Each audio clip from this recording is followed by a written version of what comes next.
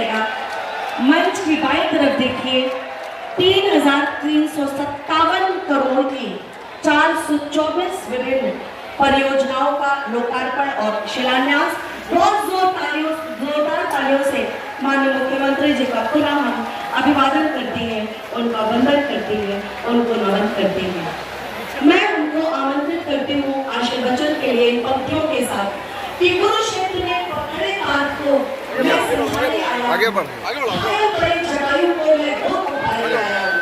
मैं आया हूँ शब्द की दुनिया में जीत चलाने को, पत्थर पर अहिल्या को संभालने आया हूँ। आगे हटिए भाई। भारत माता की वंदे वंदे वंदे।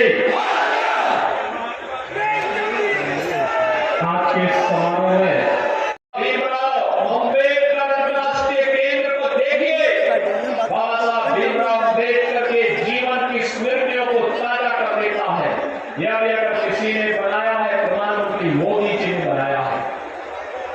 और प्रधानमंत्री मोदी जी की प्रेरणा से आज एक डबल इंजन की सरकार, भाइयों बहनों, उत्तर प्रदेश की राजधानी लखनऊ में भी बाबा साहब भीमराव अम्बेडकर के भव्य स्मारक और अंतर्राष्ट्रीय केंद्र का निर्माण कर रही है, जहां पर अनुसूचित जाति जनजाति से जुड़े हुए युवाओं के लिए स्कॉलरशिप और छात्रावास की भी व्यवस्था की जा रही है।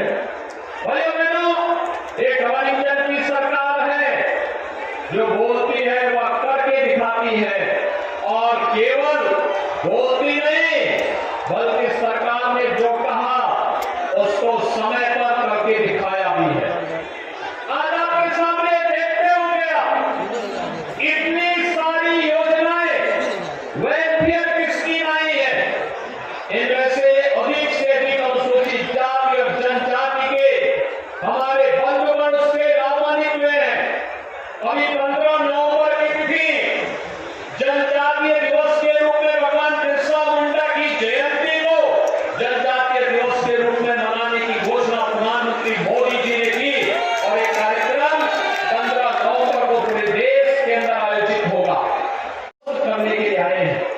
ये तो विकास की योजनाएं हैं, ये बिना भेदभाव के शासन की योजना को आप तक पहुंचाने का कार्यक्रम का हिस्सा है। जो लोग प्राप्त कर चुके हैं उनके आर्थिक स्वावलंबन के लिए, जो लोग अभी लाइन पे लगे हैं उन्हें समय पे योजना का लाभ मिल जाए, और जिन लोगों के अभी तक नाम नहीं आए उनका नाम यथाशीघ्र सूची में डलवा करके उनको भी हम बहुत शीघ्र योजना के साथ जोड़ने का कार्य कर सकेंगे। आज इसी का परिणाम है, आपने प्रयागराज में हो या मिर्जापुर में जो हमारे श्रमिक वर्ग थे उनके लिए बनाया गया अटल आवासीय विद्यालय जाकर के देखे। हमारे श्रमिक वर्ग के बच्चे इन स्कूलों में जब पढ़ेंगे तो उनके समग्र विकास की कार्य योजना विद्यालयों के माध्यम से अपने आप स्थापित हो पाएगी। आपने देखा होगा सरकार जब बिना भेदभाव के कार्य करती है तो उसका लाभ भी आश्रम पद्धति विद्यालयों के माध्यम से, समाज कल्याण विभाग के द्वारा संचालित किए गए छात्रावासों के माध्यम से, अभ्युदय कोचिंग के माध्यम से, अटल आवासीय विद्यालयों के माध्यम से, और आने वाले समय में पीएम श्री विद्यालय की योजना और मुख्यमंत्री अभ्युदय विद्यालय की नई कार्य योजना के साथ हम आ रहे हैं, जिससे समाज के अंतिम पायदान पर बैठे हुए व्यक्ति के लिए भी हम अति उत्तम शिक्षा की व्यवस्था कर सकेंगे, अति उत्तम स्वास्थ्य की व्यवस्था कर पाएंगे, उनके स्किल डेवलपमेंट के लिए कार्य कर पाएंगे, उनके आर्थिक स्वावलंबन और समृद्धि के मार्ग को प्रशस्त कर पाएंगे। और उसी कार्यक्रम को लेकर के आज हम सब यहाँ पर आए हैं। भाइयों बहनों, आपने देखा होगा 2017 के इन सभी जनपदों में अनुसूचित जाति जनजाति से जुड़े हुए जिन लोगों को जमीन के पट्टे देने थे, युद्ध स्तर पर एक कार्यक्रम आगे बढ़ चुका है। प्रयागराज और चित्रकूट कोल जनजाति से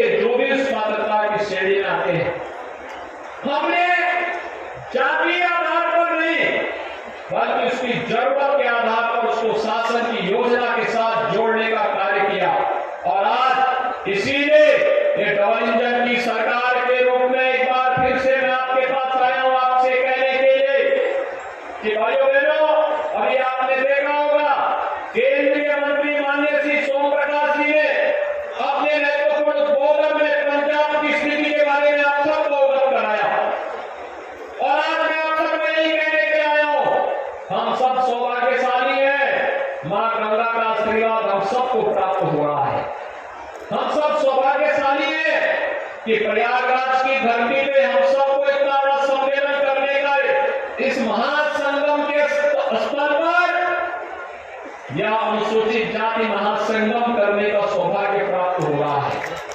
इसके माध्यम से शासन की योजनाओं के साथ जुड़ने का अवसर प्राप्त हो रहा है और आज उसके माध्यम से हम लोग शासन की योजनाओं का भी अवलोकन करने का अवसर प्राप्त हो रहा है। 2025 में फिर से प्रयागराज में महाकुंभ का आयोजन होगा और भाइयों बहनों, महाकुंभ के आयोजन की शुरुआत पहले ही हम कर चुके हैं। आज 3300 करोड़ रुपए की परियोजनाओं का शिलान्यास फिर से हो चुका है।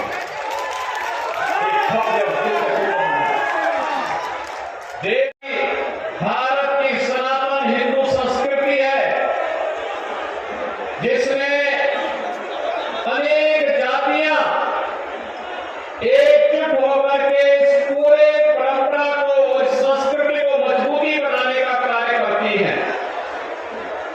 समय समय पर ऋषि महर्षि वाल्मीकि की वे पावन धरती है जिस पावन धरा पर प्रभु श्री राम के पावन चरित्र को अपने आदि काव्य रामायण के माध्यम से हम सबको विरासत के रूप में छोड़ करके महर्षि वाल्मीकि ने सदैव सदैव के लिए हमारा संवाद प्रभु श्री राम के साथ प्रस्तावित किया है।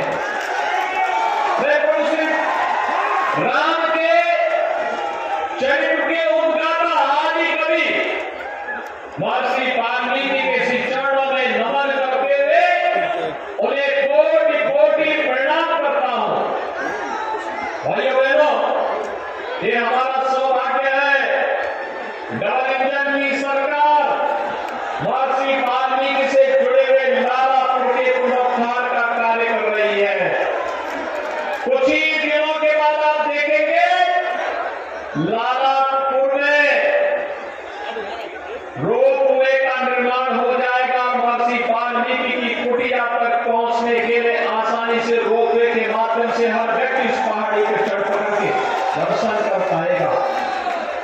और ऐसे ही वाराणसी में संत रविदास जी के पावन जन्मस्थली श्री गोवर्धन को भी डबल इंजन की सरकार पुनरुद्धार का कार्य करते हुए मध्यकालीन सिद्ध संत शिरोमणि रविदास जी के प्रति भी नमन करने का कार्य कर रही है।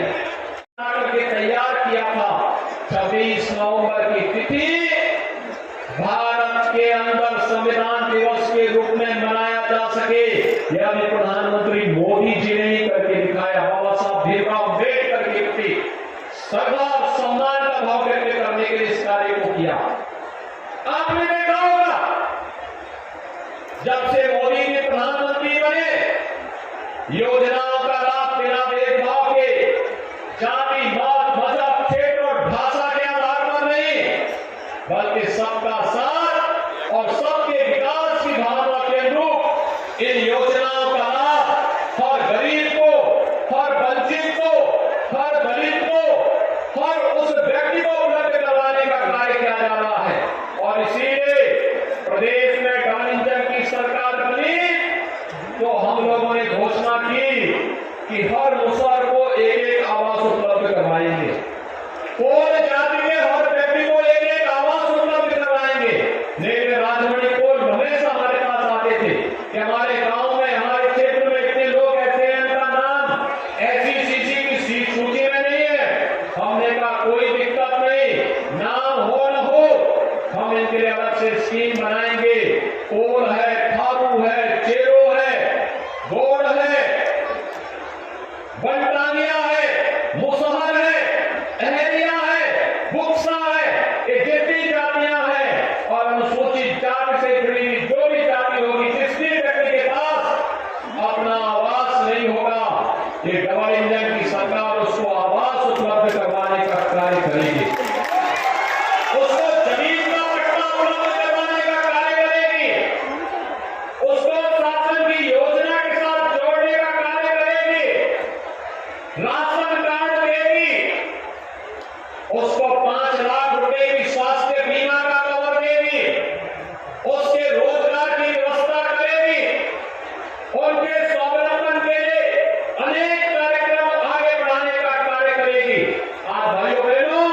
इसके परिणाम हम सबके सामने आते हुए दिखाई दे रहे हैं। आपने देखा होगा पूज्य गुरु जगत गुरु रामानंदाचार्य जी ने घोषणा की थी कि जाति पाति पूछे नहीं कोई, हरि को भजे सो हरि का होई। और ये हरि को भजन करने में अपने व्यक्ति लीन थे। उन्होंने हम सबको कर्म की प्रेरणा देकर के एक ही बात का संदेश दिया था कि मन चंगा तो कठौती में चंगा। भाइयों बहनों, ये हमारा सौभाग्य है जब इस देश को, स्वतंत्र भारत को एक संविधान देने की बात आएगी। तो संविधान भी अगर किसी ने हमें प्रदान किया तो बाबा साहब भीमराव अंबेडकर जी ने देश के अंदर संविधान देकर के आज 142 करोड़ लोग बाबा साहब भीमराव अंबेडकर के द्वारा दिए गए संविधान से प्रेरणा और प्रकाश प्राप्त करते हुए विकास और समृद्धि की एक नई ऊंचाइयों को प्राप्त कर रहे हैं। आज आप देख रहे होंगे कि पहली बार बाबा साहब भीमराव अंबेडकर को सम्मान देने का कार्य किसी सरकार ने किया है तो देश के यशस्वी प्रधानमंत्री श्री नरेंद्र मोदी जी ने किया।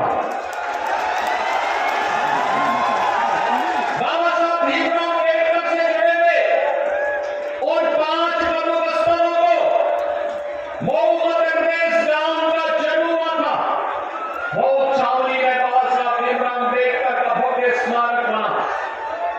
दिल्ली में सार्वजनिक जीवन उन्होंने जहां व्यतीत किया था, उस भवन को एक भव्य स्मारक के रूप में स्थापित करने का कार्य किया गया।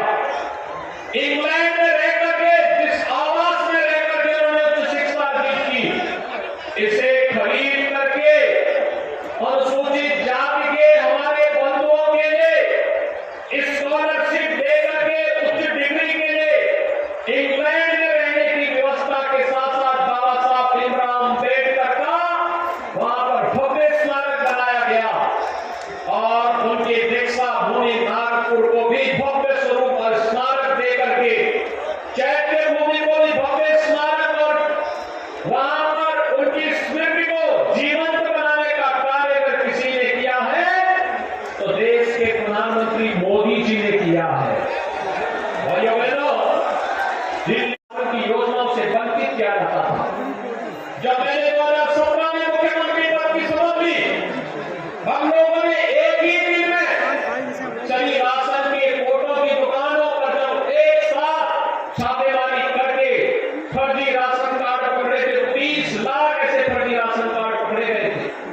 और मुझे आश्चर्य होता था, पिछली सरकारों ने इन गरीब वंचितों को राशन से वंचित करके रखा था, लेकिन कोरोना काल में आपने देखा होगा डबल इंजन की सरकार ने राशन का डबल डोज हर गरीब को उपलब्ध करवाने का कार्य किया था, हर वंचित को उपलब्ध करवाने का कार्य किया था। और आज भी राशन की सुविधा का लाभ हर व्यक्ति को मिल रहा है। कोई भेदभाव नहीं है, किसी प्रकार का कोई भेदभाव नहीं।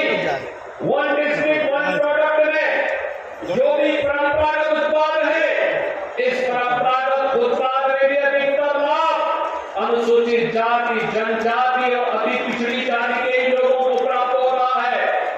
प्रधानमंत्री जी ने अभी कुछ दिनों पूर्व प्रधानमंत्री विश्वकर्मा योजना प्रारंभ की है।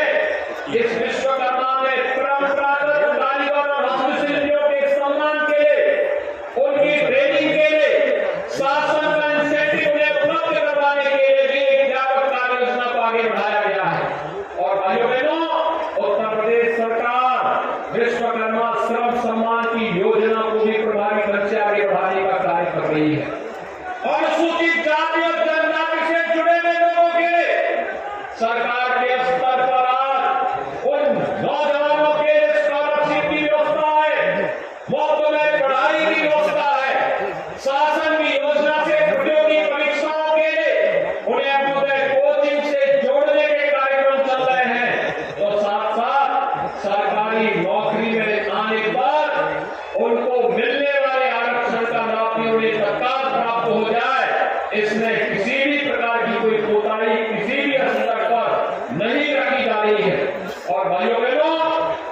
सुनिश्चित किया गया है। अनुसूचित जाति, जनजाति, अति पिछड़ी जाति का कोई भी गरीब, कोई भी वंचित गांव में जहां रहना है, उस गांव में उस जमीन पर अगर आरक्षित श्रेणी की भूमि नहीं है तो वहीं पर पीएम स्वामित्व योजना के अंतर्गत उसे जमीन का पट्टा उपलब्ध करवा करके मालिकाना अधिकार भी दिया जाए। अगर आरक्षित श्रेणी की भूमि है तो उनके पुनर्वास के लिए नई भूमि चिन्हित करके उन्हें उपलब्ध करवाया जा रहा है, जिससे हर व्यक्ति के पास अपने लिए जमीन का पट्टा हो, जमीन पर मकान बनाने की व्यवस्था हो, उसके लिए रोजगार की व्यवस्था हो, उसके लिए राशन कार्ड की व्यवस्था हो, उसके लिए शासन की योजना को जोड़ने के साथ ही 5 लाख रुपए का स्वास्थ्य बीमा का कवर भी उसके पास हो। यह सरकार के द्वारा सुनिश्चित किया जा रहा है और आज उसी श्रृंखला को आगे बढ़ाने के लिए, आप सबको आश्वस्त करने के लिए इस महासम्मेलन के माध्यम से संगम नगरी में 2025 के कुंभ के कार्यक्रमों के शिलान्यास कार्यक्रम के साथ में मुझे जुड़ने का अवसर प्राप्त हो रहा है। मैं इन सभी कार्यों के लिए यहाँ के माननीय जनप्रतिनिधियों को हृदय से धन्यवाद देता हूँ। प्रयागराज वासियों को, आप सभी नागरिकों को हृदय से बधाई देता हूँ, अभिनंदन करता हूँ और विश्वास करता हूँ कि भाइयों बहनों, सरकार आपके साथ में होगी, आपकी सुरक्षा